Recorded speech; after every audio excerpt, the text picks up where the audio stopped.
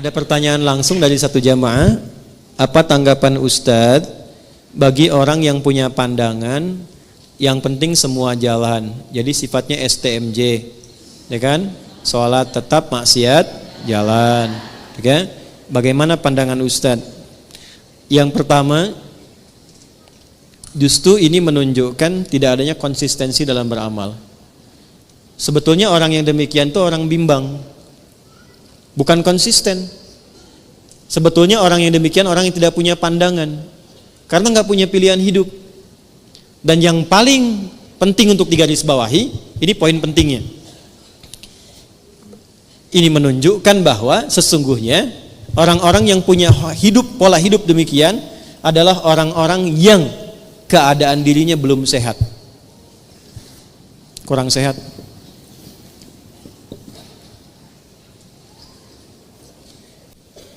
Satu, doakan.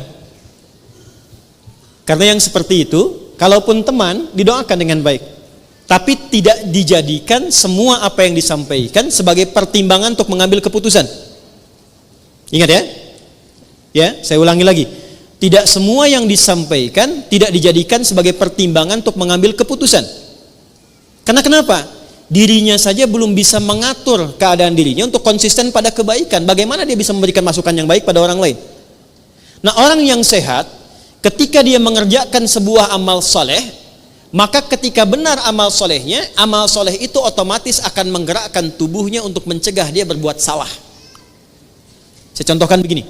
Sholat amal soleh bukan? Soleh. Apa fungsi sholat? Quran surah ke-29 ayat ke-45. Innas sholata tanha anil fahsya. Kalau ada orang sholat dan benar sholatnya, itu otomatis sholat yang dia kerjakan akan memberikan pengaruh pada tubuhnya untuk mencegah dia dari berbagai tindakan-tindakan maksiat. Fahsya, maaf, zina, selingkuh, LGBT, pornografi itu fahsya. Mungkar, mencuri, bergosip, menuduh, merendahkan, berselisih itu mungkar. Jadi kalau orang benar sholatnya, amal soleh lewat sholat ini, dia akan otomatis mencegah pelakunya berbuat salah.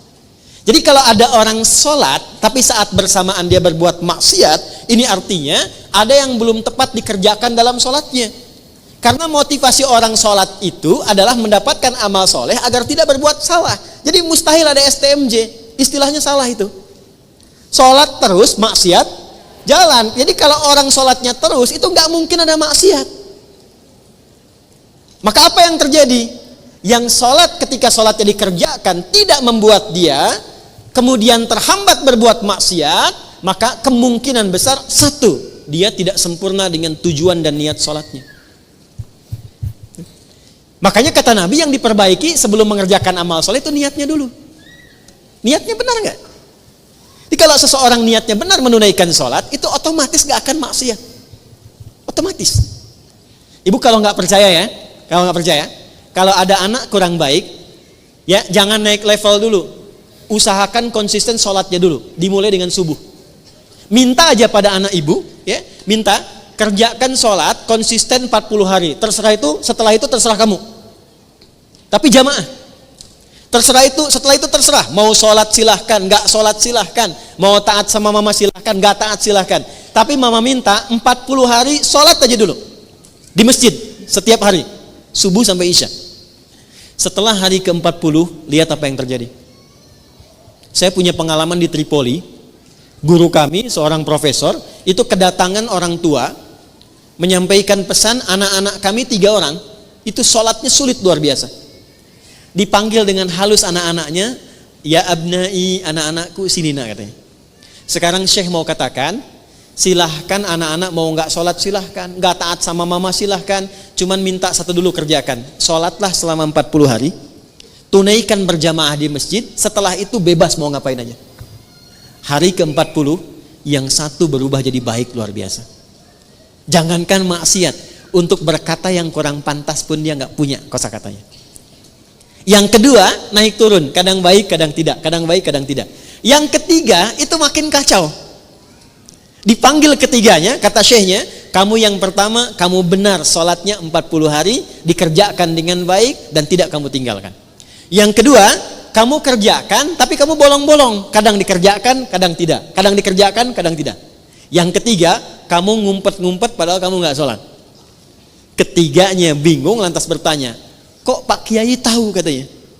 Karena demikianlah yang tertuang diisyaratkan dalam Al-Quran.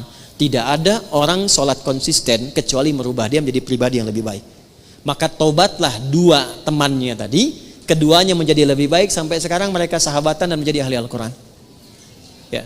Jadi tidak ada satu kalimat yang mengatakan sholatnya terus maksiat jalan, itu nggak ada sebetulnya.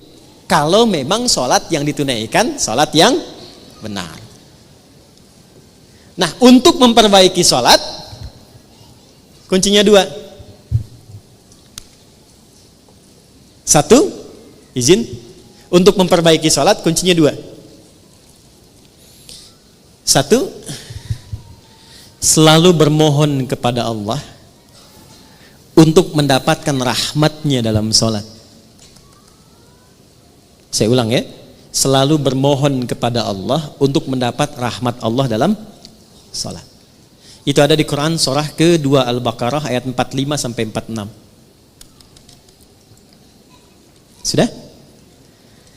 Saya merasakan sekarang jarang ada orang sholat dengan menggunakan rumus Quran itu. Yang penting sudah sholat gitu kan? Ya. Ibu pernah nggak mengharap rahmat Allah sebelum sholat? Supaya dirahmati dalam sholat?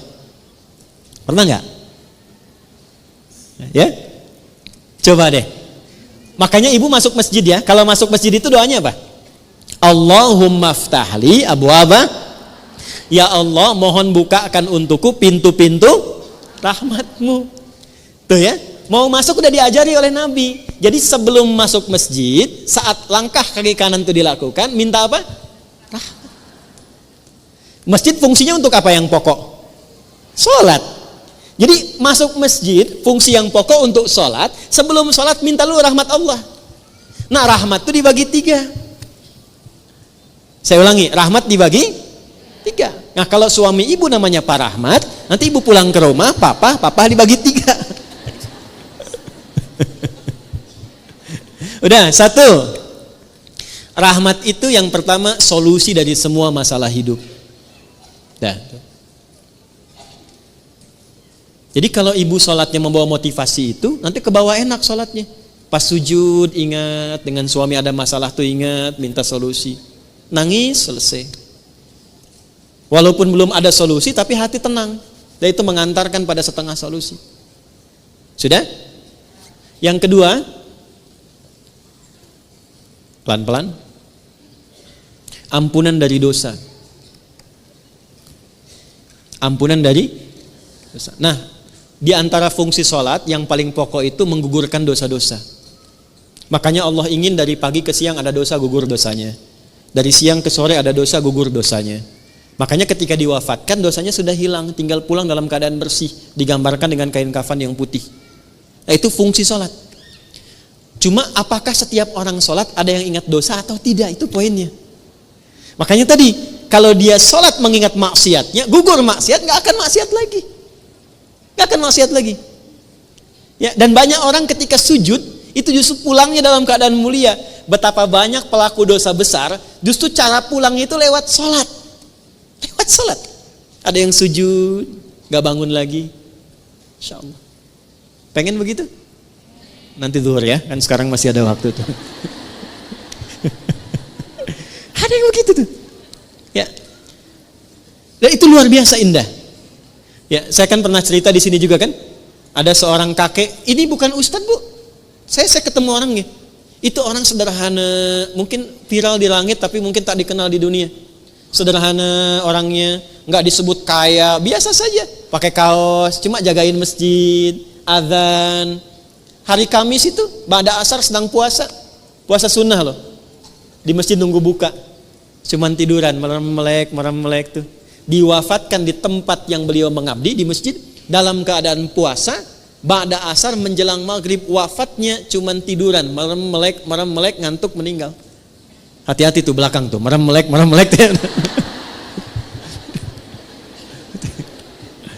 Dua. Yang ketiga, Bagaimana caranya supaya saat sholat bisa mengingat ada kesalahan yang diampuni? Maka dibuka dengan bagian ketiga. Perhatikan bagian ketiga. Sudah? Yang pertama tadi apa? Solusi. Berarti jawaban dari doa kan? Yang kedua apa? Ampunan. Yang ketiga, rahmat itu dalam bentuk husnul khatimah. Bentuknya apa? Husnul khatimah. Kalau sudah bicara husnul khatimah artinya ingat wafat. Ingat apa? Karena itulah Nabi mengajarkan pada setiap imam saat akan mengimami, berbalik dulu kepada makmum menyampaikan kalimat ini. Para jamaah, kita akan sholat. Mohon hadirkan kehusyuan dan rasakan dalam sholat ini, mungkin ini sholat terakhir yang kita tunaikan dan boleh jadi kita akan wafat dalam sujud kita. Itu sunnah. Bahasa Arabnya, sallu salatan muwadda'. Jamaah, jadikan sholat ini sebagai sholat perpisahan kita untuk bertemu dengan Allah Subhanahu wa ta'ala. Pernah nggak merasakan begitu? Nah, makanya imam tidak harus pakai bahasa Arab, karena ini bahasa yang boleh disampaikan dengan bahasa Indonesia. Rapatkan saf, luruskan. Paham tidak? Istau, paham? Tidak. Makanya dijawab sudah tahu, gitu kan? Dah. Jadi begitu sujud, coba rasakan bagaimana kalau saat ini adalah saat sujud terakhir dan seketika akan kembali kepada Allah. Itu kalau rasa itu dihadirkan, kenikmatan akan tiba, air mata mengalir, seketika taubat kita akan lahir. Nah, sifat sholat semacam ini, amal soleh semacam ini akan menghentikan perbuatan maksiat. Karena itu saya tidak sepakat dengan kalimat, misalnya taat jalan, maksiat terus. Sholat terus, maksiat jalan. Ini tidak ada orang yang berpikir keseimbangan tapi dengan cara yang tidak wajar. Itu bukan seimbang namanya. Seimbang itu ketika dikerjakan amal soleh dengan amal soleh lain beriringan. Saya sholat tahajud, iya. Puasa juga, iya. Itu seimbang namanya. Ya, saya baca Al-Quran, iya. Menghafal, iya. Itu seimbang namanya. Kalau Anda amal soleh, iya. Amal salah, iya. Bukan seimbang. Itu nol namanya. Karena ketika berbuat soleh dan disusul dengan salah, maka yang soleh ketarik dengan yang salah. Kalau sudah keambil tidak ada amalan lagi dan nol sifatnya, itu bukan seimbang, itu hilang namanya. Tuh, kaget kan? Dan yang bahaya itu kalau solehnya ditarik semua sama yang salah, tersisa salahnya. Ini hadis Nabi. Maka dia berubah menjadi pribadi bangkrut, muflis namanya. Kalau sudah muflis, masuk neraka dulu, dicuci semua dosa baru masuk surga. Itu ada di hadis Muslim. Paham? Oke. Jadi apa tanggapan Ustadz? Tanggapan saya yang pertama, tidak ada keseimbangan.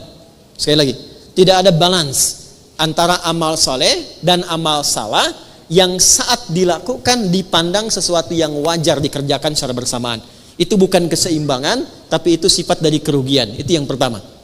Yang kedua, tidak ada manusia yang selalu suci, selalu soleh selama hidupnya. Pasti pernah berbuat salah.